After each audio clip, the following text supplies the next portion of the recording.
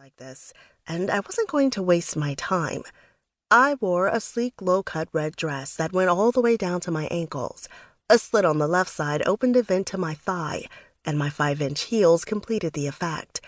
I had worn this to a lot of openings, and it always had the desired effect. As I approached the entrance, the bouncer didn't even hesitate. He smiled and opened the door for me, and I placed a 20 in his hand as I passed.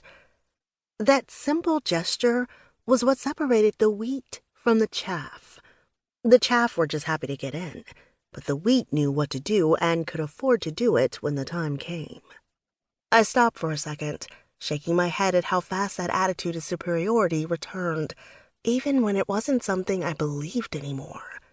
Wow, I didn't expect that to work. Madi, you just walked right up and he let you in? Croissant was on the other side of the Bluetooth earpiece I wore. It would take a close inspection to see it, and even if someone did, they would think it was just a hearing aid. The gold clutch I carried held my phone, along with a small .25 caliber pistol, an all but useless weapon against any serious threat.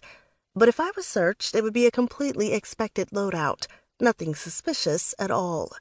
House music beat down from the massive speaker setup, drowning out all but the most determined conversation. I didn't mind the noise, though. It reminded me of a simpler time. "Are you in the system yet?"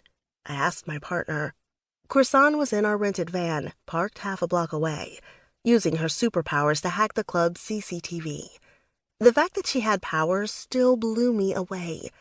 She could hijack phone signals and travel along them, reading text messages, email, contacts. The list went on. If a phone could contact it, then she could follow it. Yeah, it's slightly different. A little claustrophobic, if that makes any sense. I've got eyes on you and everyone else in the club. I shook my head. Nope, it doesn't. As far as I knew, there was no way to stop her and no way to detect her. She went in and out like a ghost. "Regardless, I'm in," she said. Showtime. I headed for the back of the club, the section with real Jaguar fur seats and booths. It was meant for the really rich and famous. It even had a separate entrance and bouncer. The way his eyes shine in the dark, I was going to assume he had superpowers, or he used reflective eye drops. "Niet," he said, holding out a hand to stop me.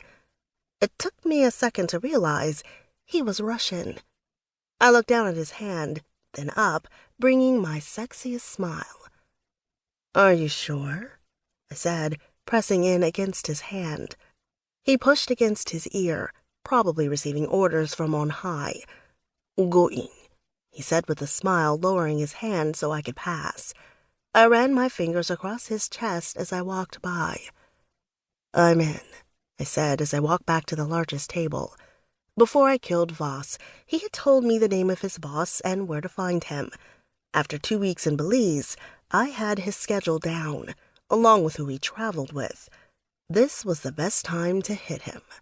I passed the 5 empty tables that acted as a buffer on my way to the booth and came face to face with Victor Gray, the controller for North America's ISO-1 operations. Despite the club atmosphere and the hotties on either side of him, poor Victor didn't look happy. I couldn't imagine why. He didn't know who I was or what I was doing there. He couldn't. "Madi, there's something going on. CCTV just picked up 4 trucks rolling in the back of the club like the fire brigade." Little alarms went off in my head as I approached the table. I kept my best smile up as I stopped, leaning over to give him a generous look. The idea was to keep him distracted until it was too late. And it was too late. For one of us. Well, not only him if those trucks were loaded with reinforcements. I didn't hear them so much as feel the vibration in my feet as a couple of dozen soldiers rushed into the club behind me. "I think it might be a trap," Croissant said in my ear. "You should get out of there." I dropped the facade of the sexy clubber and unleashed my Wraith persona. I knew how it looked. My eyes glowed slightly as the blue light shined inside them. An air of coldness wrapped around me, almost as if the shadows themselves were my ally. Of course,